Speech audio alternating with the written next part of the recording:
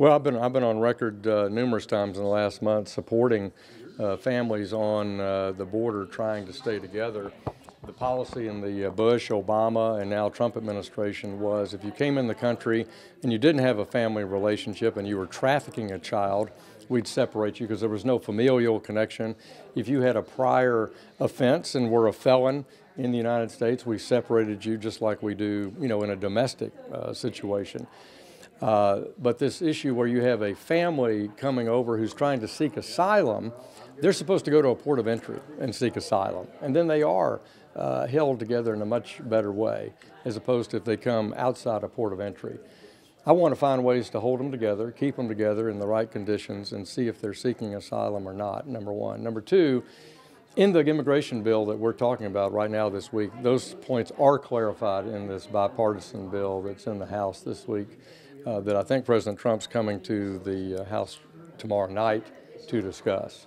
So hopefully we'll have a law change here that'll be helpful on this very tragic and complex issue. That's the so-called moderate bill, is that the one? Well, it's really not the moderate bill. I don't describe it that way. You have a Goodlatte bill, which is a comprehensive immigration reform bill, and it's Goodlatte-McCall in the House. Then you have a bill that's a subset of that is the 4 pillars that President Trump talked about back in January. Border security, in the diversity lottery program, chain migration, move that to a more merit-based system. And so that is this second bill is what I would describe as closer to the president's 4 pillars that he talked about in January. It doesn't contain every aspect of immigration reform that's in Bob Goodlatte's bill. So I don't really call it a moderate bill at all. I just call it a different bill that contains fewer provisions. Which one do you say has a chance of getting through? Well, I think that we'll call it the compromise bill, the revised bill, I think has a chance. I think that's why the president's coming up to the Senate and the House tomorrow to talk about that and express his support and see if he can garner a majority in the 2 houses to pass it. I'm sorry, is that the Goodlatte bill or is it the other bill? It's the other bill. I would call it the immigration compromise bill in the House is what I would refer to that as. Who's the sponsor of that?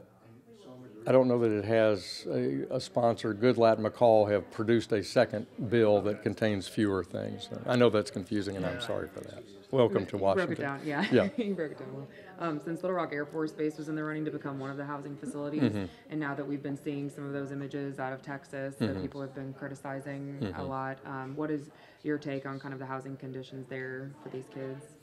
Well, I think you've got temporary detention, and then you've got the more permanent, almost foster type system for them. What we don't need is this happening in large numbers to begin with. Those were put together by the Obama administration because of the overwhelming amount of kids on the border. We need a better way to do it, and we need more judges. In the FY18 appropriation bill, we got 100 more judges on the border.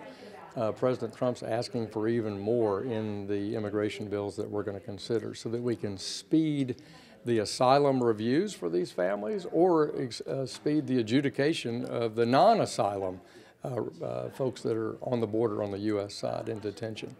So we need more legal support, and they need to be, obviously cared for in a humane way during that period.